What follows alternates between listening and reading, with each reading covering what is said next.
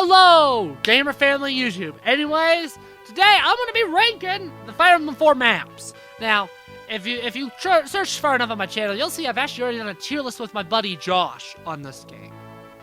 But now that I'm doing more Fire Emblem map rankings and I want to do just one the exact same style for all my series, I'm back again to do this again.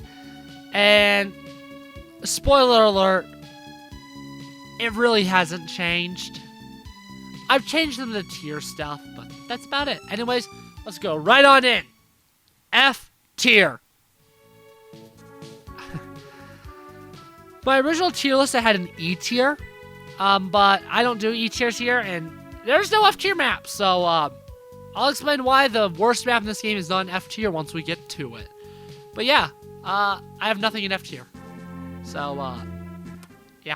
D tier. Number 12. Chapter 4. Why is Chapter 4 not an F tier, you may be asking? Well, it's honestly not terrible. I think all maps in this game are really fun. And honestly, a lot of the maps are pretty just equal. I mean, they're all pretty big. Chapter 4 in particular is my least favorite because a large chunk of the map is just the AI duking it out amongst itself. The beginning part's really annoying with all the mages, although, while it is annoying, it is also a nice challenge that I've really grown to appreciate over time and really have enjoyed more and more every time I play. And the villages, I guess, one of them is pretty hard to save. I enjoy that. But really, this map just doesn't have a lot going on. I feel like that this is the map that has the least going on in it, which is why it's my least favorite. But it's still, to me, is fun. As you still got, it's unique with that giant-ass AI battle. Like, that's the biggest AI battle in all of Fire Emblem. You get, like, the most powerful weapon in the franchise in this map. And you got some fun challenges, both at the beginning with all those mages I already mentioned, as well as the mercenaries at the end of the map, which I also think propose a unique threat. This map's fine. It's nothing amazing. It's not necessarily good, but it's not awful. Number 11. Chapter 2. Oh boy. Oh boy.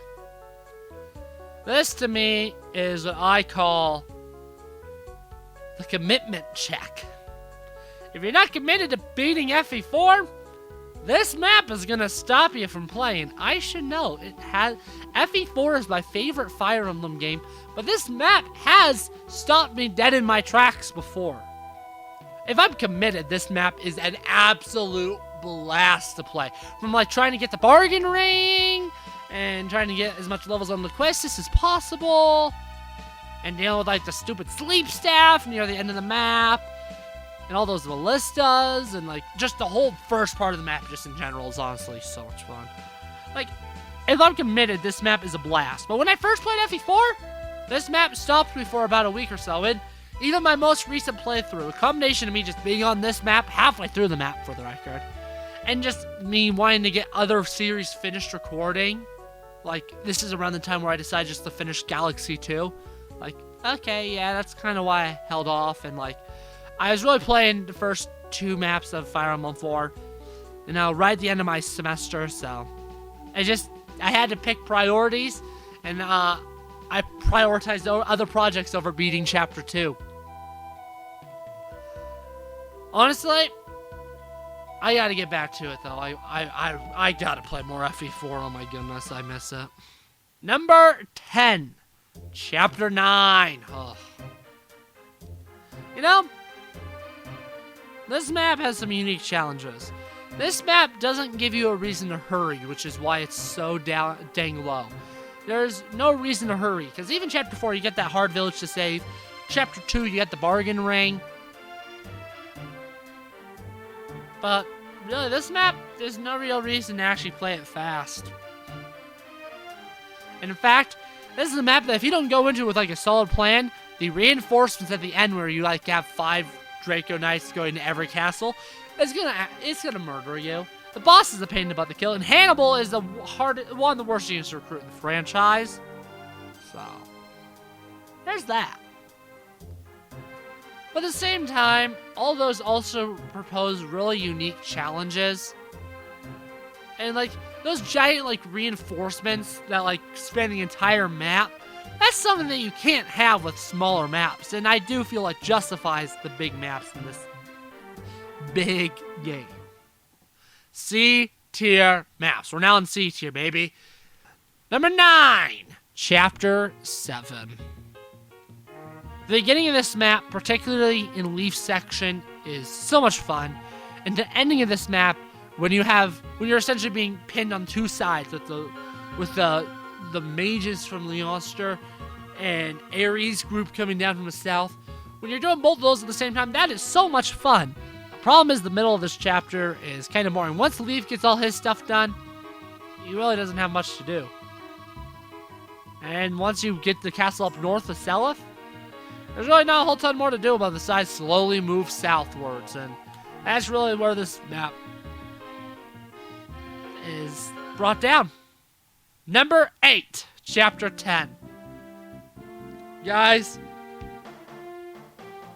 I don't like all the dark magic guys in the beginning and middle of this map. They're just so annoying. Besides that, though, I love this map, though. I love how you have a castle that's all the way over there. Like, oh, you gotta rush over there. You get a magic ring out of it, too, which is awesome. Then the ending stretch of this map where you're just getting sieged from Shalfi, and you're returning to Shalfi, the start of the game. That is so awesome. I love that part so much. The villages are all also fun to save. It's just the amount of sleep staves in the middle and the beginning of the map. Oh, and don't let me forget the Julius Ishtar part of the map. Like, oh, that is so fun. Like, are you going to try to kill one? Are you going to try to kill Julius? Or are you just going to, like, sacrifice one of your useless units? Choice is yours, and... oh, man. Oh, it's so good. And the secret event, oh, my heart melts every time. Oh, my goodness. Oh, can you tell that I love this game? Number 7, Chapter 1. Yeah.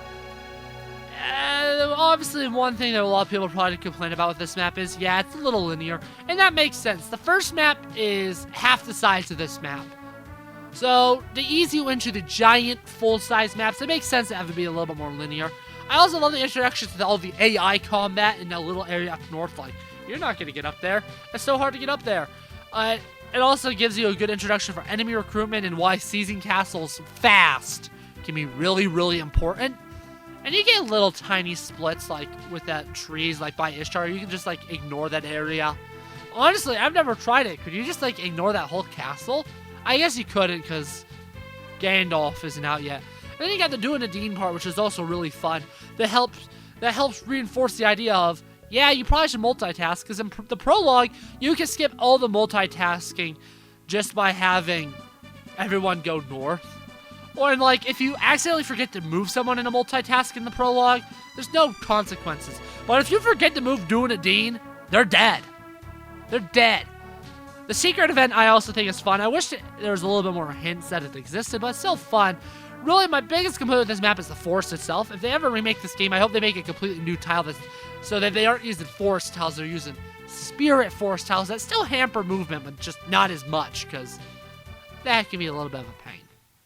B tier maps. Number 6, we got Endgame, the 12th and final map. Yeah, I like this map. This map's, for the most part, isn't that hard. But I'm fine with that. There's one little challenging stretch near the very end, but that's really at the beginning. Just use your bow knights and your flyers to get a lot of the stays and siege chums out of the way right away. You can just send Selith off over to the right, get everyone else ready to take on Dozil, the Dozil troops. Oh, that's easy. The flyers from Yingmi are a little tougher, but again, they're not too terribly tough. Really, the only truly hard part of this map is Ishtar and the Pegasus trios, as well as Julia and killing Manfroyen. That's really the challenge of this map. Once you beat that, you're smooth sailing.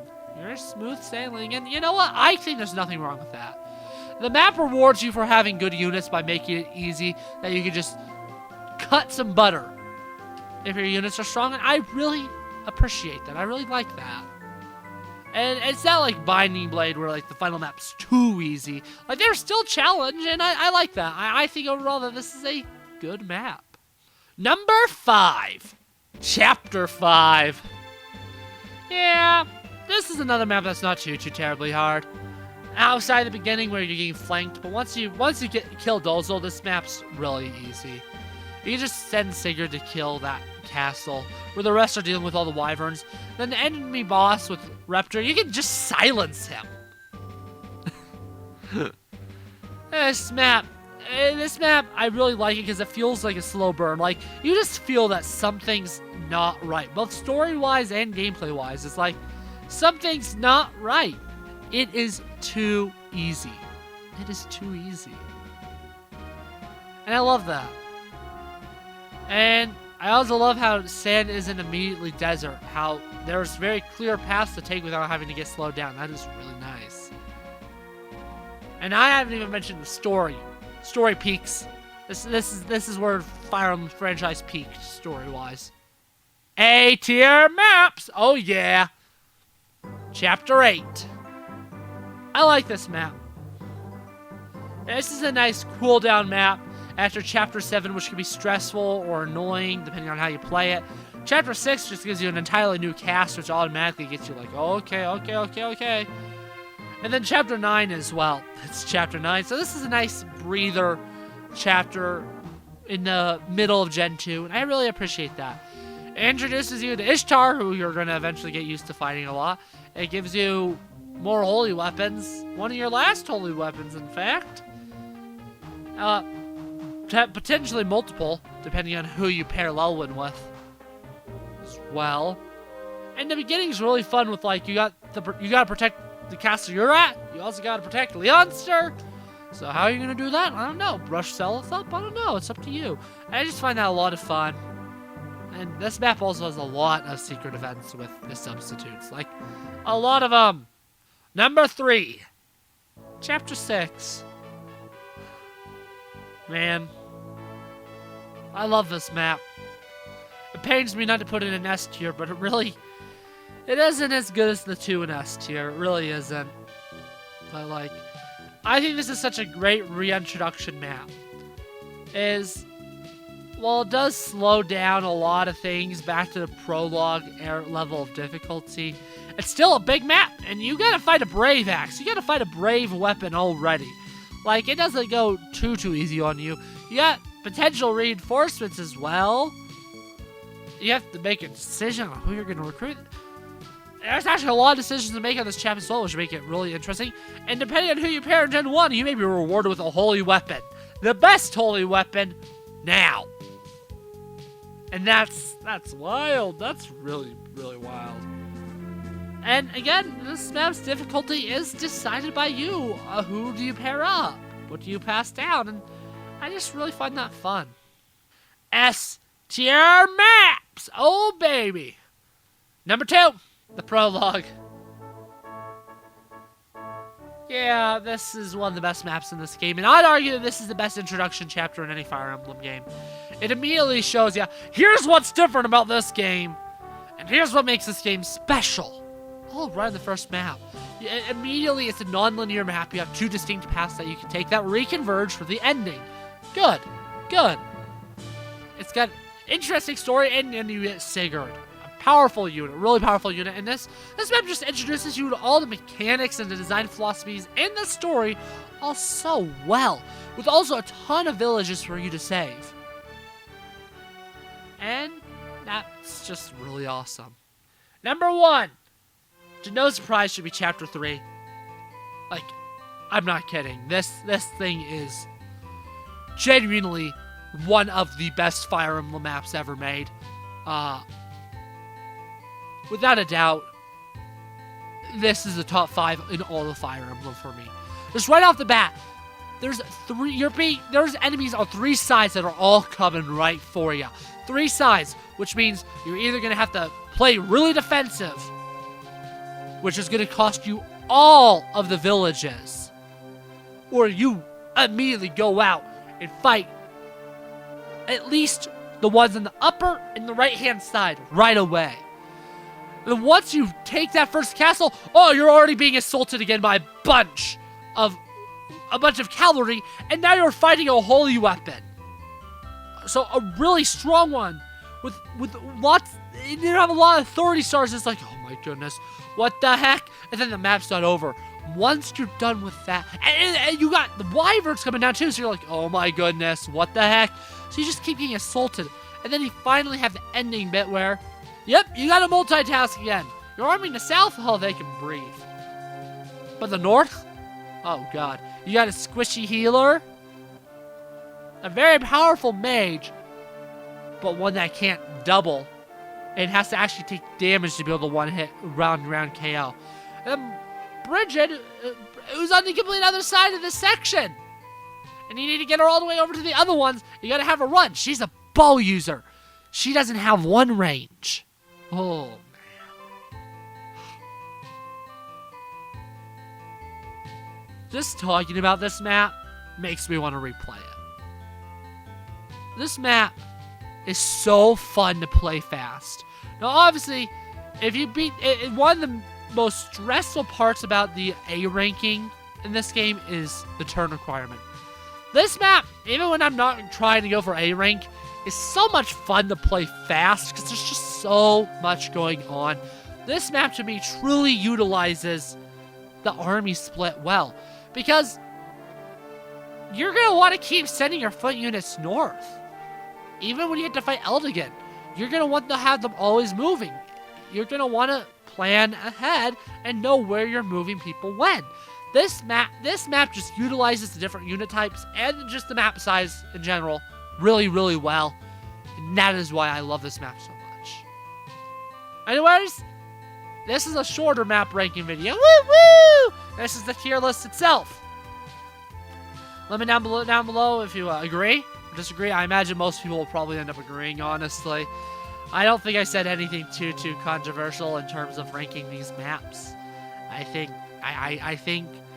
it's pretty common knowledge that Chapter 4 and Chapter 2 aren't liked. When I found this tier list, a tier list maker, it literally had a category. Instead of F tier, it literally had a category named Chapter 4, so I have a feeling Chapter 4 is not very well liked, and not just me. But I hope you enjoyed, and I will see you next time, YouTube. Goodbye.